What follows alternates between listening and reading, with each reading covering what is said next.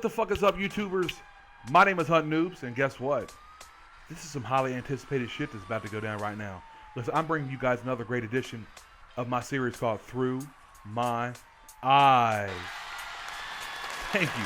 Thank you very much. I really appreciate it. Please hold your applause.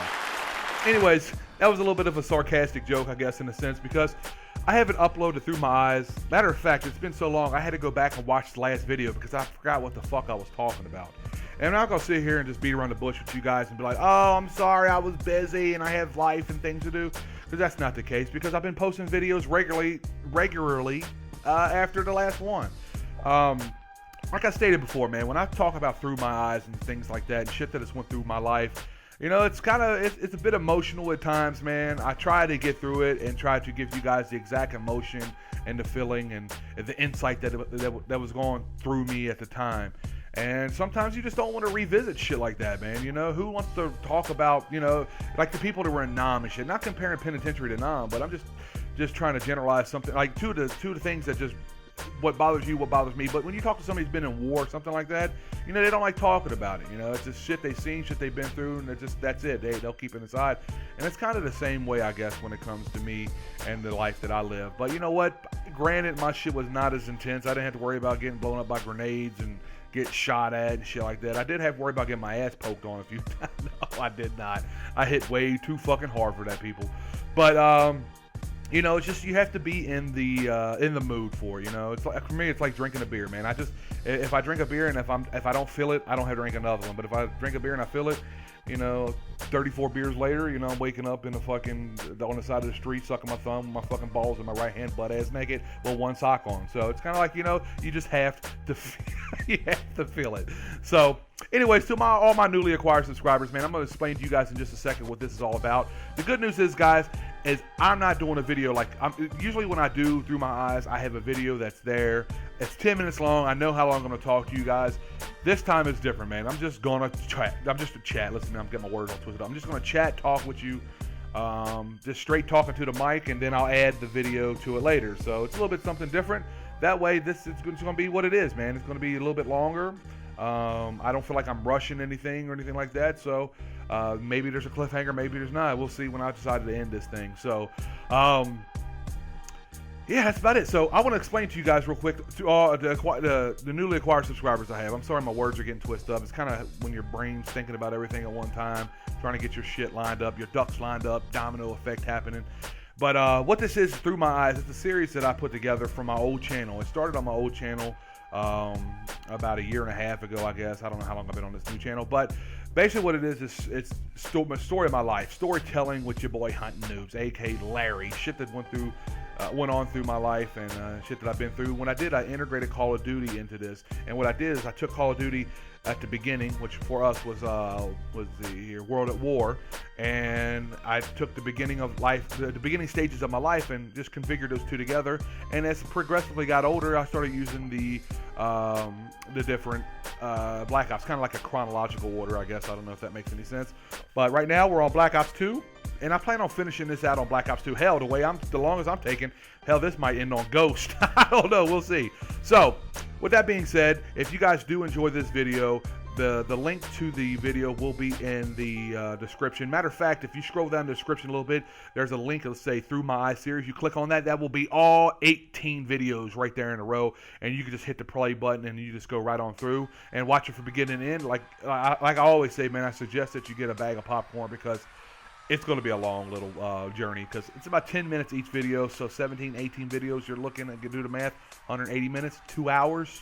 2 hours of gameplay that you know, from what I hear, it's pretty good. So, anyways, let's go get this party started, man. We're already 4 minutes in. I haven't even talked about it yet, but you know what? I don't give a fuck, because like I said, I'm freestyling this bitch.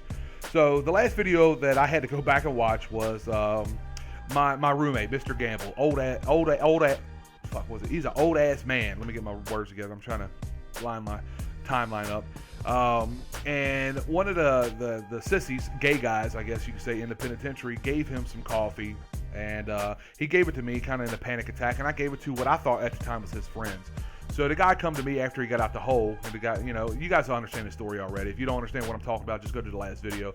But when he came out the hole, he's basically saying, hey, you owe me some coffee. And I'm like, shit, okay, cool, man. I don't want no problems, man. Even though I know I can beat the brakes off of this sissy, you still don't want any problems, because a sissy can cut you when you ain't looking. You know what I mean? That's the last thing I want, is fucking go home with a fucking souvenir, you know, stitches from my ear to my fucking mouth. So, so I went and got the coffee. But when I got the coffee, as I went inside the room, his boyfriend was in there, or husband, girlfriend, whatever the fuck you want to call it. Obviously, the sissy was a girl, because he was a floater. Floaters, what I mean, is gay people, they float around. They just seem like they're floating, like, hey. So he was a floater, and his boyfriend was in there. His boyfriend's a big boy, man. I've worked out with him before on the weight pile, and I know he's an animal. He's strong and knocks, but so am I. At the time, I was bench pressing about 355 pounds, squatting about 620. So, you know, I wasn't scared. And I was only 238 pounds at the time, so I was a little fucking machine, believe it or not. Now I'm just an old fucking sloppy fat fuck, but, you know, that'll be another day. But he's sitting in there. He saw me give the dude the coffee, his girlfriend, whatever. And I walk away like nothing's going on. And I get down to the ground level. It's like a 2-tier dormitory, I guess you can look at it as. You know, there's 40 rooms upstairs, 40 rooms downstairs, 2 people per room, 160 people per unit. And I was on the bottom floor, and the sissy was on the top floor. I guess the sissy likes to be on top. Thank you very much. Anyways, so as I walk downstairs, the guy hollers my name. He's like, hey, man, come here. I was like, yeah, what's up, man? And he's like, man, what the fuck is going on? I was like, what do you mean what's going on? He's like, you just gave my old lady some fucking coffee, man. Is there a problem here, man? You know, basically, like, are you fucking my old lady? And I'm like, whoa, put your brakes on there, pilgrim. Little buddy, I don't get down like that. That's definitely not a boat I float on. And, you know, if you do, hey, whatever floats your boat. It's just like I said, it's just something I don't float on. So I basically put him in check. I was like, listen, man, I respect that, you know, you're coming at me like I'm coming out of pocket, like basically I'm coming at your girl, so to speak. But let me tell you something right now. You better not ever in your motherfucking life come at me like that again, unless you want to be introduced to a nickel. And back in penitentiary talk, a nickel is a 5-pound weight. A 5-pound weight on the weight pile is, you know, just it's very small. You know, pick it up 5 pounds, nothing, but it will split your fucking cranium in half. So that's basically what I said to him. So basically, he stuck his chest out, like calling me out, like, what'd you say? I was like, motherfucker, you heard me. And right then, there was this black dude. We were right in front of his cell. Big old, his name was Detroit. Big ass motherfucking brother, man. Come walking out there. He's like, hey, we got a problem? And I'm thinking, damn, man, I'm about to get jumped by these 2 big ass motherfuckers. I don't have any weapons, nothing at all. Luckily, at the time, I was skinny, so I probably could outrun the big motherfuckers. But I said, nah, man, I ain't got no problem. What's up? And he's like, nah, I ain't talking to you. I'm talking to this motherfucker right here. And he's talking to the guy, because he overheard the guy coming at me. And the dude's like, nah, man, I ain't got no problem. I'm just checking him. He's like, well, he told you he wasn't fucking with your old lady, so how about you get the fuck up on out of here? And it was crazy. And the guy was like, all right, cool. He got the fuck up out of there. So I looked at Detroit, and I was like, man, you know, good looking out, man. I really appreciate it. You know, I didn't need it, I don't think, but, you know, I appreciate it. And he's like, nah, man, I can't stand these motherfucking sissies up in here. Talk all this tough talking at the end of the night. Want to put their fucking mouth on another man's dick and shit like that. You know, he was definitely against, you know, the gayness. But I don't know, it's a little crazy. That story I was getting to you guys, just, you know, how wild it can be. There's all kinds of crazy shit that happens in the penitentiary. Shit you see and shit you don't see. Shit you want to see and shit you don't want to see. You know, you don't want to be part of some shit that goes down or see anything that goes down, because, you know, how you get, you know, involved in it. Anything, it's crazy, man. Anything can involve you. Wrong place, wrong time can fuck your entire day up, because what you see is what you know. And people don't like you to know shit, if you know what I'm saying. Matter of fact, I remember one time, I don't know if I told this story already, but I'm going to tell it again if I did.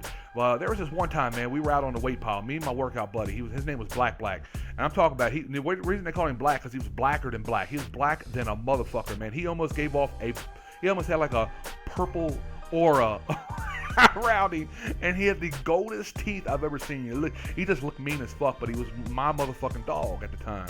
So we're out there on the weight pile, man, and I look over at the, there was don't laugh, people. I don't know why this was there, but this is, you know, the country club that I was at. You know, that's what they call federal penitentiary club and country clubs, because they tend to have shit that other penitentiaries don't have, like state penitentiary. But there was a putt-putt golf course. Yes, your tax money helped pay for this, or if you're young, your mom and dad's tax money pay for this. For me, it's crazy for a penitentiary to have a putt-putt golf course. Could not believe it, but it did. So we're on the weight pile working out, and all of a sudden I see these Mexicans arguing on the other side of the putt-putt golf course.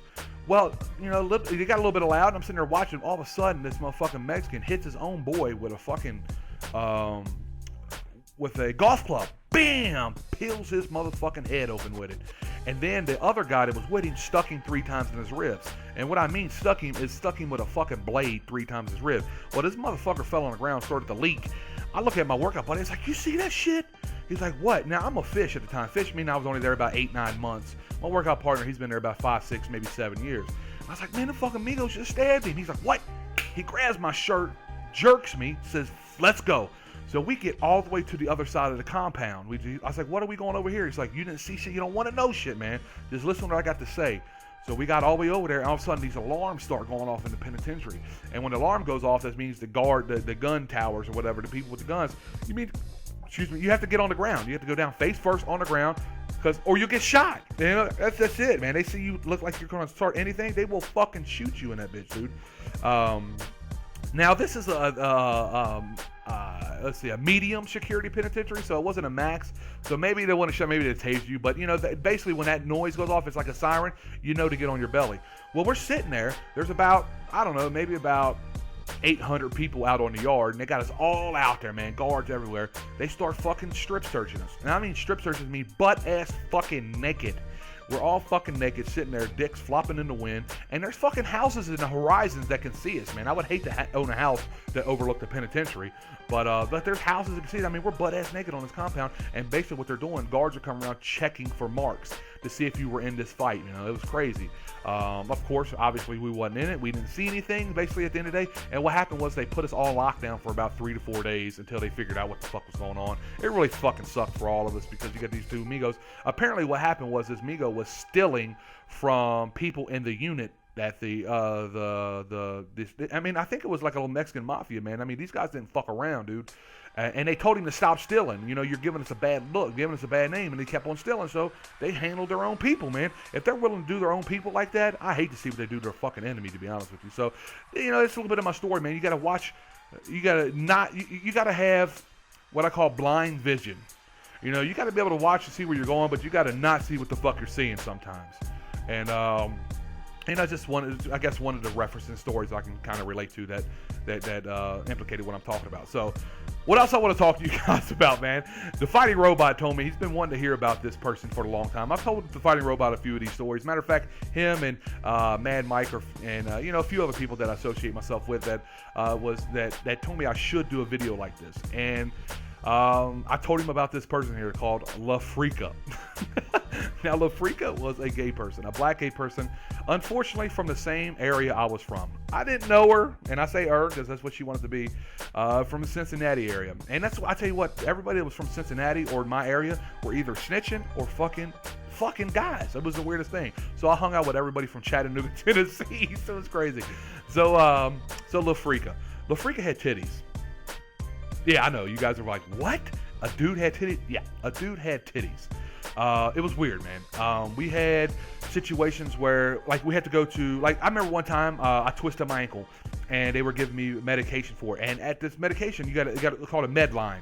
You go to the med line, you sit in line and wait to get your medication because they just don't give it to you in case you abuse it or something like that, you know? Obviously, they don't want to fucking them to give you drugs to sell around the compound. So I go up there, and fucking LaFreakah is in line, just a riot. I mean, she was a fucking riot. She's funny as fuck, man. Had people laughing all the goddamn time. So we're sitting in line, and she's getting her hormone pills, man. They're giving her hormone pills for her to grow titties, dude, and it was working. Not that I've seen the titties, don't get me wrong, but you know, you have a shirt on, you can see. It was the weirdest thing, man. I mean, it really makes me sick in my stomach now that I think about it, but you know, whatever floats your boat. I remember one particular time, man, we were sitting inside the chow hall, and we walk outside. No, we're inside the chow hall, and when you leave the chow hall, they're allowed to do random inspections. Basically, make sure you're not carrying food out of the chow hall to take back to sell in your unit. So as we're sitting there, and I'm leaving, LaFreakah's leaving at the same time, and usually they stop every other person. Well, they decided to stop me and LaFreakah at the same time. So they got us against the wall, giving us a pat down, and LaFreakah's like, what do you got on you? We're like, nothing, both of them. LaFreakah's like, I ain't got nothing on me. So I reached between his legs and what's this? He's like, it's my vagina, baby. So the guard was like, you know what? Fuck that, man. You get on out of here. Get the fuck out of here. So LaFreakah went outside, and they were finished patting me down, and I walk outside. And as I walk outside, LaFreakah said the craziest thing I've ever heard in my entire fucking life. You guys cannot wait to hear this. I'm going to end it on this right now, man. I promise you guys are going to want to hear this. And I tell you what, I'm going to talk about this after I get back from my vacation.